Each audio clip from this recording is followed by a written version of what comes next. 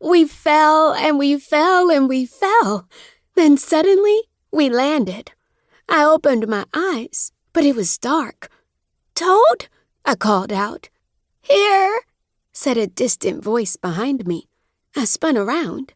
It was still dark, but a sliver of light issued from the end of what I could tell must be some kind of tunnel. "Toad," I said again. "April, we're in a cave. I'm at the entrance." I had just started to move toward the light when I heard a scream. "Toad?" I shouted. "What's wrong?" "It's not me, April. It must be Henry." At first, I laughed, thinking Henry must have just realized that he hadn't eaten in a few hours. But when I heard the second scream, I knew that wasn't the problem at all. This was the scream of someone who was very scared. For real. I scrambled to the mouth of the cave as quickly as I could. The cave opened onto the side of a mountain, and just a few yards ahead of me, the ground dropped off.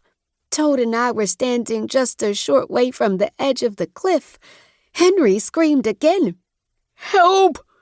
April, help!" The voice was coming from right in front of me, from below the edge of the cliff. We ran to the cliff and I peered over.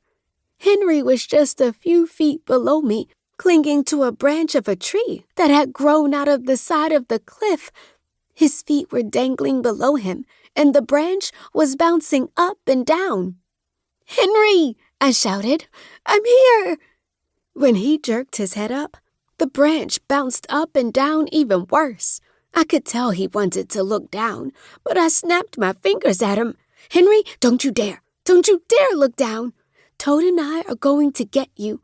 That branch is strong enough to hold you, but you have to stop moving long enough for us to help." I peered down the cliff. About 20 feet below Henry was a wide ledge. If, God forbid, Henry fell, I was pretty sure he had enough room to land. But I hoped it didn't come to that. I stood up and looked around. Another tree stood just a few feet away from me, on the top of the cliff, very near the edge. If I had a rope, then an idea came to me. I undid the belt from my jeans, wound it around the tree, and tied my shoe into it. I told Toad to tighten it. "Toad, you have to make certain that my foot cannot come loose from this belt. You understand?" I inched my belly over the edge of the cliff and reached out my arm. "Okay, Henry, I need you to move along that branch toward the cliff as carefully as you possibly can. I'm tied off so I can't fall. I'm going to grab you with 2 hands, and you're going to climb up my back. Toad will help you up over the edge of the cliff. Got it?" "No," Henry said, his face full of a terror I'd never seen from him before. "I don't got any of that." "Fine, we'll take it one step at a—" I stopped mid-sentence because of what I saw on the ledge down below. My heart started beating like mad. "What is it, April?" Henry asked. "What's wrong?" But I couldn't tell him. If I told him, then he'd panic, and we'd have 0 chance of getting him to safety. I had to stay calm.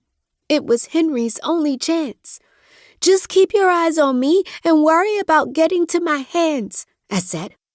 As scared as he was, and as much as I was sure his instincts were telling him to look down, he didn't. But it didn't matter, because as he inched his way along the branch toward the edge of the cliff, the grizzly bear on the ledge below him stood up on its hind legs and let out an absolutely ferocious roar. And that's when the tree branch cracked. Henry screamed and let go, just as I grabbed him with both hands. One hand had him by the shirt. One hand had him by the hair. His weight started pulling me over the ledge, but my shoe got caught in the belt and the tree. Toad had hold of my other leg, and I could tell he was pulling with everything he had. "Grab the branch!" I shouted at Henry. Henry responded with the loudest scream I'd ever heard. I didn't know if he screamed because I was ripping his hair out of his head, or because a 700-pound animal was trying to eat him.